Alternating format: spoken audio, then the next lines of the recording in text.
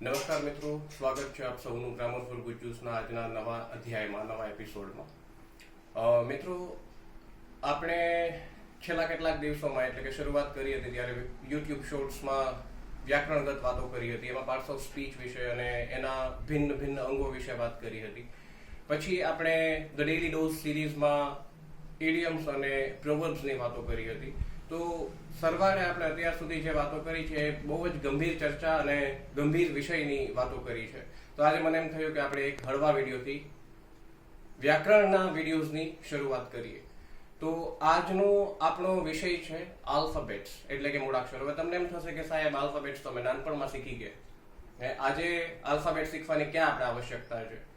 તો ના, આલ્ફાબેટ શીખવાની શરૂઆત આપણે આજે પણ છે, કારણ કે તમે જે નાનપણમાં આલ્ફાબેટ શીખ્યા હતા એ હતું A ફોર એપલ અથવા એરોપ્લેન, B ફોર બોલ અથવા બેટ, C for cat, D four dog.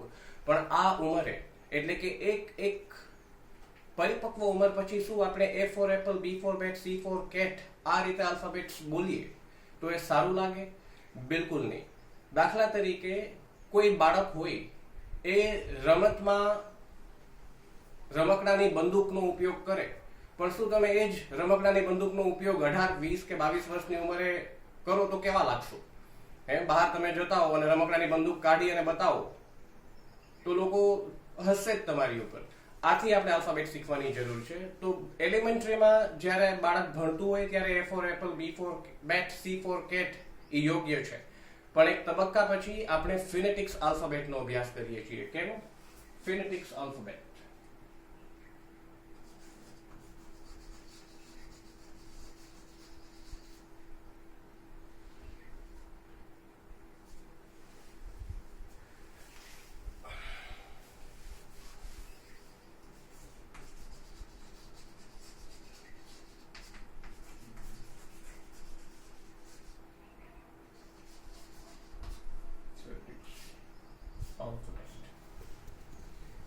તો શું છે આ ફિનેટિક્સ આલ્ફાબેટ? તો કે જ્યારે પ્રથમ અને બીજા વિશ્વ યુદ્ધમાં યુએસ જ્યારે પોતાના વિદેશમાં ફરજ બજાવતા સૈનિકોને કોઈ પણ સંદેશાઓની આપ-લે કરતા હતા, એ દરમિયાન કોઈ પણ વસ્તુને સ્પેલ આઉટ કરવા માટે જે આલ્ફાબેટ્સનો અને જે ભાષાનો એ લોકો ઉપયોગ કરતા હતા એ જ ભાષા આજે અંગ્રેજી ભાષા એક સ્ટાન્ડર્ડ, એક ધોરણની જેમ સ્વીકારી છે અને આજે બધી જ જગ્યાએ પુખ્ત માણસો એ ફિનેટિક્સ આલ્ફાબેટનો જ ઉપયોગ કરે છે. તો આમાં આપણે A for apple, B for bat નહીં કહીએ, પણ શું કહીશું? A for alpha.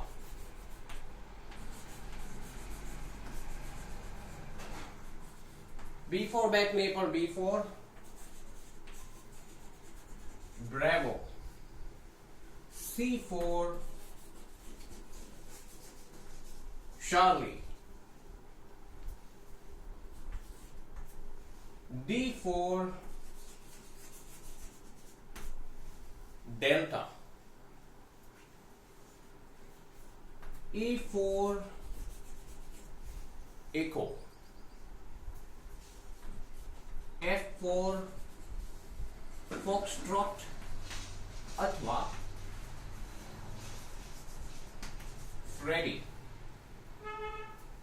G for golf. H for hotel. I for India. J for Jack અથવા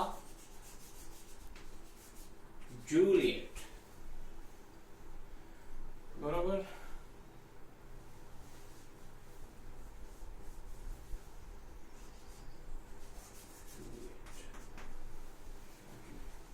K for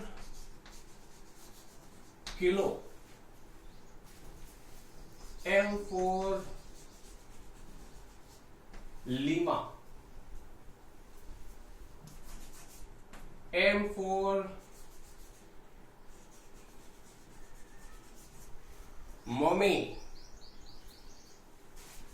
N for Nancy અથવા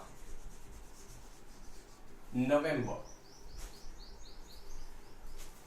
O for Oscar. P for M for mummy હોય તો P for Papa. Q for Quebec. R for J માં Juliet આવે તો R માં કોણ આવે? Romeo.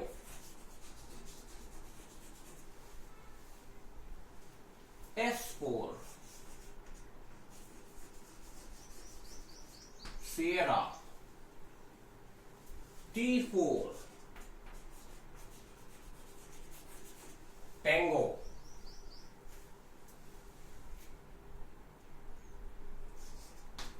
U for uniform. V for Victor. W for whiskey. ભલે ગુજરાતમાં દારૂબંધી છે પણ શબ્દ પ્રયોગમાં W for whiskey જ લેશું આપણે. X for X-ray. Y for Yankee.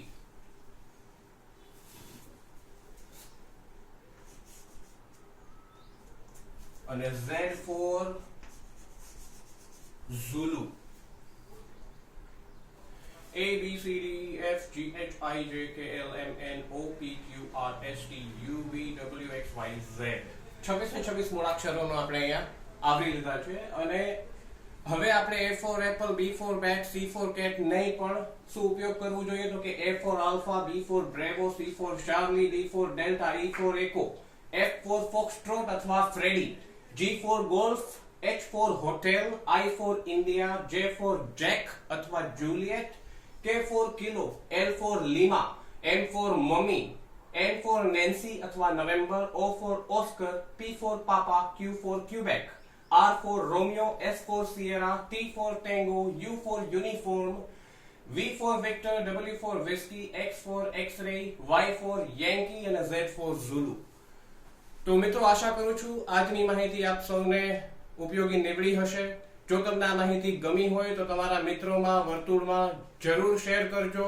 Video ગમ્યો હોય તો એને લાઈક કરજો, સબસ્ક્રાઇબ કરજો, કમેન્ટ કરજો અને thank you for watching grammar for Gujjus. ફરી મળીશું આપણે નેક્સ્ટ વિડીયોમાં.